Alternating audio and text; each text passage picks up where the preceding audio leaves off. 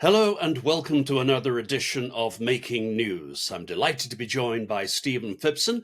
Stephen, the world economy has been more than shaken by Donald Trump's tariffs policy. How do you rate the British government's response? Oh, Nick, so far, I completely support really where the government's got to with its response, a calmed, measured response.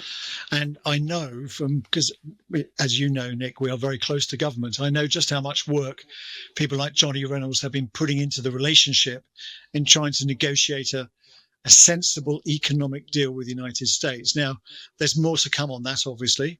At the moment, we're still with everybody else with our 10% and 25% tariffs.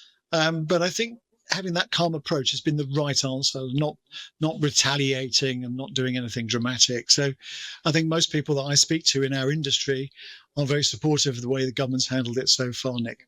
So Trump wants to apply tariffs to imports of British goods into the United States. What's the exposure of British manufacturers to these tariffs?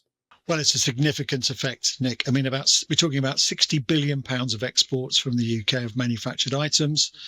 About nearly 30 billion of that is what we call machinery and transportation. So that includes cars, luxury vehicles in particular, are very popular exports in the United States.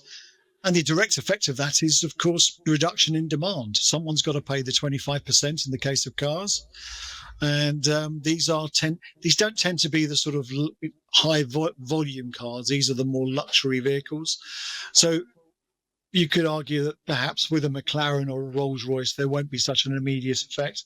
But there is an expectation that for those mid-sized luxury vehicles, there will be an effect on demand. And that will be serious for different areas of the country, mainly in the West Midlands and north of England. So it's a real effect of demand of these tariffs that we're really concerned about. That's the first effect. And the second effect is trade diversion, where we worry about other people importing products into the UK market because we've got an open border, because they can't get them into the United States without a tariff. So are we quick enough to react to that and put up the right quotas and safeguarding in place to make sure that we don't get flooded with cheap imports as a result of people diverting their trade to the United Kingdom? We're in the middle of the 90-day pause that Trump called on his tariffs, but even so, there are going to be tariffs of some description if the current situation holds. It's not just the direct tariffs that affect UK manufacturing, there are secondary effects as well, aren't there? Well, Nick, we've yet to see what the effect is. As you say, we're in a pause at the moment. But again, similarly, if they come into effect at the rates they're talking about, we'll see a reduction in demand for those EU manufactured products. And of course, we have an enormous trade of supply chain parts going into the EU. So if there's a reduction in demand there, there'll be a reduction in demand on our own manufacturers. And actually, if you look at the worst case of that, it could be worse than the direct effect of tariffs on the UK. So we have to see where we end up. I think, as ever with this tariff situation, it's a very quick moving, changeable feast. I mean, one of the other challenges we get from many of the large manufacturers is they don't know how to plan. I mean, one day the tariffs are in, the next day they're out, the next day they're 25%, the next day they're 10%. How do you plan your business when you've got a very uncertain tariff environment?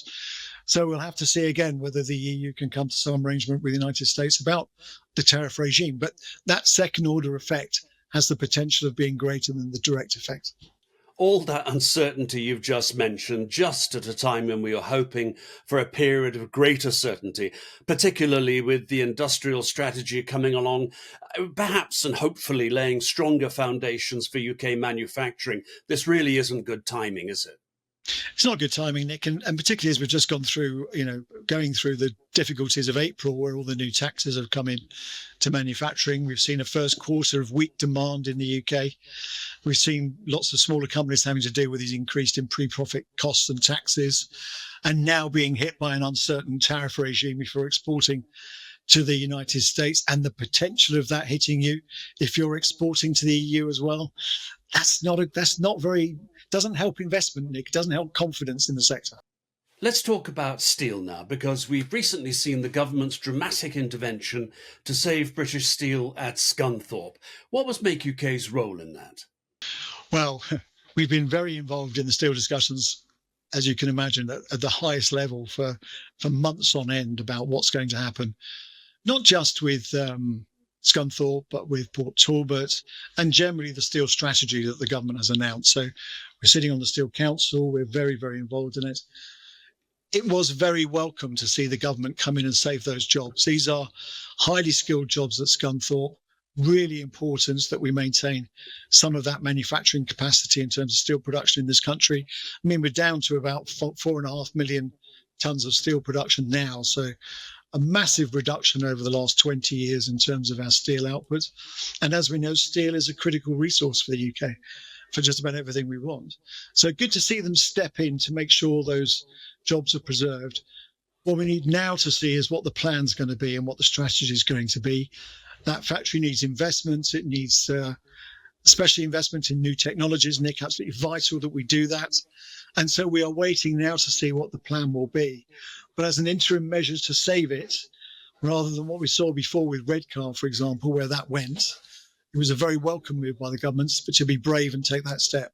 British Steel was owned by a Chinese company, and maybe British-Chinese relations took a knock because of what happened there. But at the same time, the world economic order is undergoing a bit of a reshuffle thanks to Donald Trump and his tariffs policy. What do you think the British government's attitude to China should be, particularly when it comes to manufactured goods? I think the position we've got at the moment is a good one, Nick, is the right one, which is that we need to be trading with everyone. We're a free trading nation, and we need to be trading as freely with China as we are with Europe and with the United States.